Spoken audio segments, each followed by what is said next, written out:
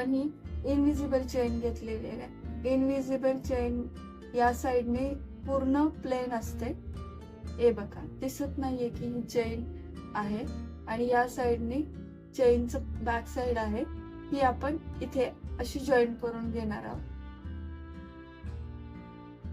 या पद्धतीने. पण सर्वप्रथम एका साइडने शिलाई मारून घेणार आहोत, एकदम कडने अशी एका साइड. तुम्हाला दाखवते.